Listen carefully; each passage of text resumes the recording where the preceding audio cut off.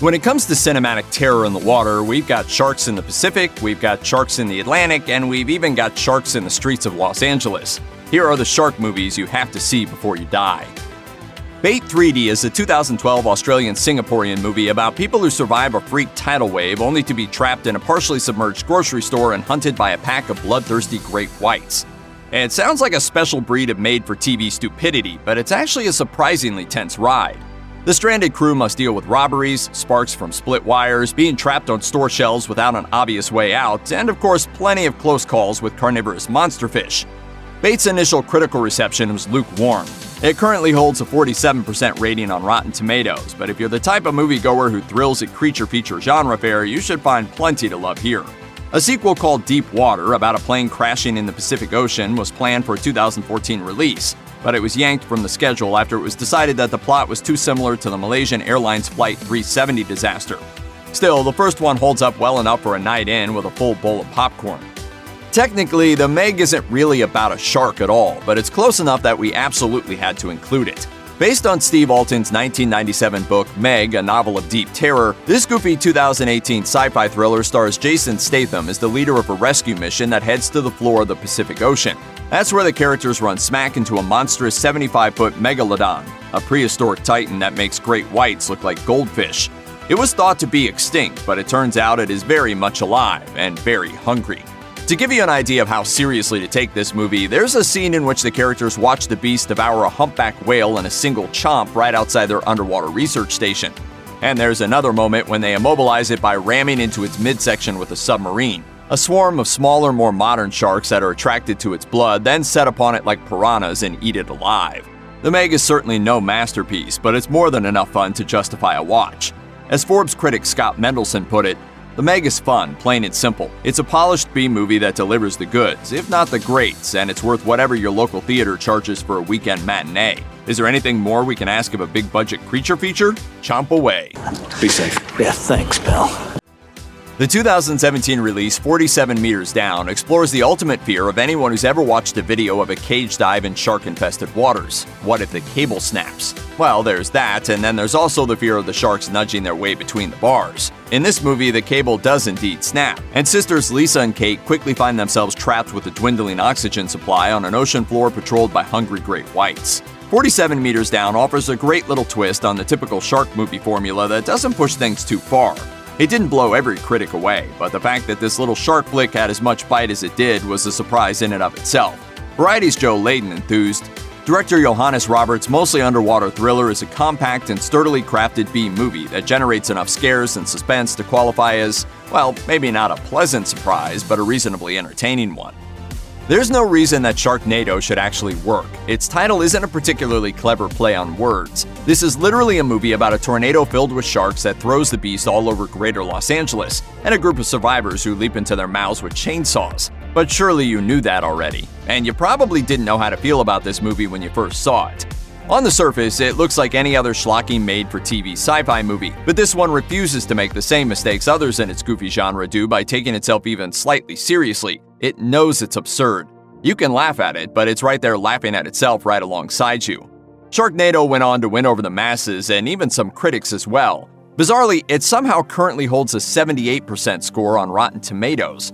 Without a doubt, it was one of the most talked about films of 2013. Once again, and we cannot stress this enough, this is a movie about a tornado filled with sharks. The New York Daily News' David Hinckley said it best when he declared, "Sharknado is an hour and a half of your life that you'll never get back, and you won't want to." But even a movie that subverts expectations this hard ultimately couldn't save itself from 5 lame sequels, each subject to increasingly diminishing returns. Still, the 2013 original is an utterly bizarre, gloriously brainless, wonderful little gem. We'll just come right out and say it. Alzheimer's experiments involving genetically modified animals rarely end well for movie characters. But we didn't have to wait for 2011's Rise of the Planet of the Apes to figure that out. We only needed to have seen Deep Blue Sea, a silly but thoroughly fun 1999 sci-fi horror flick in which genetically engineered super smart sharks rampage through an underwater lab. The enhanced shark brains that make these monsters so lethal invite just as many comparisons to Jurassic Park's velociraptors as they do to the big bad from Jaws. Good luck getting trapped in a sea lab with these things lurking around. You ate my bird.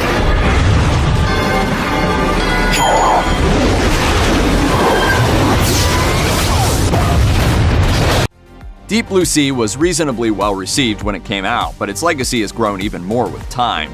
Writing for Wired in 2016, Brian Rafferty offered high praise, calling it, quote, the greatest non-Jaws shark movie of all time. This was thanks to its inventive action set pieces and fairly well-rounded human characters.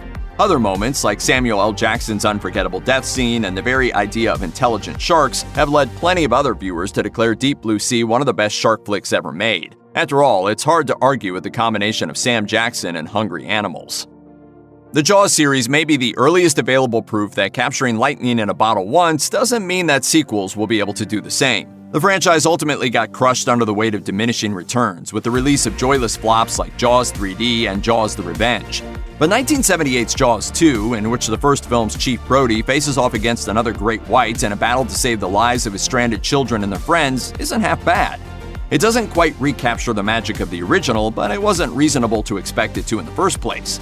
Jaws 2 is tense, well-acted, well-paced, occasionally funny, and jam-packed with all the killer shark action fans of the original had come to expect. There's a scene in which the shark leaps out of the water and literally brings down a helicopter, sending propeller shards through the sails of the stranded boats. And there's another in which we get to revisit Chief Brody's habit of killing sharks by jamming explosives into their mouths. What more could you want?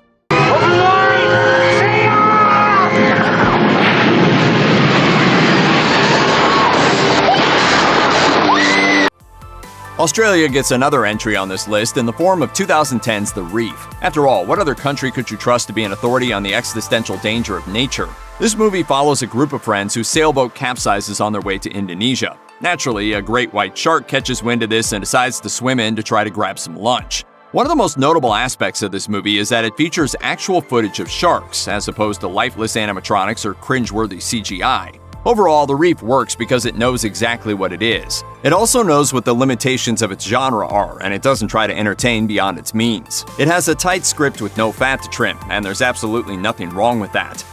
A French review site put it perfectly when it declared, "The Reef turns out to be a good little friendly film that was able to demonstrate a good dose of realism and efficiency." Unlike a lot of other movies on this list, Open Water doesn't revel in gleeful, over-the-top absurdity.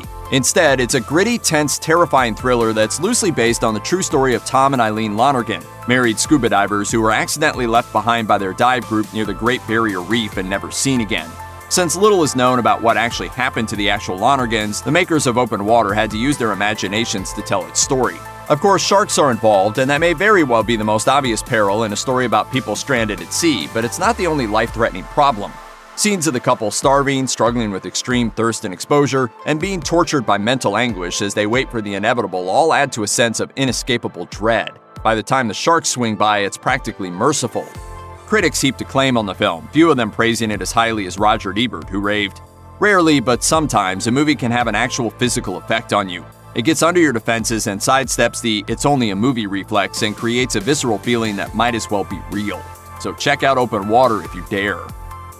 It's the stuff of nightmares. Imagine being completely alone, stranded on the bloating carcass of a half-eaten whale while a great white shark prowls around with a whiff of your blood and an empty stomach. That's the situation that Blake Lively finds herself in The Shallows, an airtight, lethally crafted thriller that had critics cheering. Matt Zoller Seitz wrote on RogerEbert.com, "Lively is superb here, giving one of those hyper-focused, action-led performances that's as much an athletic feat as an aesthetic one." And IGN's Simon Thompson raved, "The Shallows does for surfing what the Blair Witch Project did for camping and makes Jaws look like a children's tea party. Played out with precision and skill, it delivers everything it suggests it will and then some. Terrifyingly good." It should come as no surprise that 1975's Jaws is the crown jewel on this list. What other choice could there have ever possibly been? Steven Spielberg's horror thriller masterpiece practically invented the modern blockbuster, and unlike a lot of decades-old classics, it still holds up today. For one thing, the script is well-paced and endlessly quotable. Here's to swimming with bow-legged women. The characters, from Roy Scheider's overwhelmed but determined Chief Brody to Murray Hamilton's sleazebag mayor, are believable and memorable. And Quint's speech about the very real shark attack on the crew of the torpedoed USS Indianapolis in World War II is one of the most unforgettable scenes in movie history. The scares still stand the test of time, and the practical effects have aged better than those in almost all of the bargain bin creature features that tried and failed to recapture the magic of this classic. The fate of the skinny-dipping girl in the beginning of the movie deserves a place among the most chilling scares in horror movie history. And we don't even have to mention that simple, unforgettable, dread-inducing theme, courtesy of the incomparable John Williams. We know you're already humming it to yourself. Check out one of our newest videos right here. Plus, even more looper videos about your favorite stuff are coming soon. Subscribe to our YouTube channel and hit the bell so you don't miss a single one.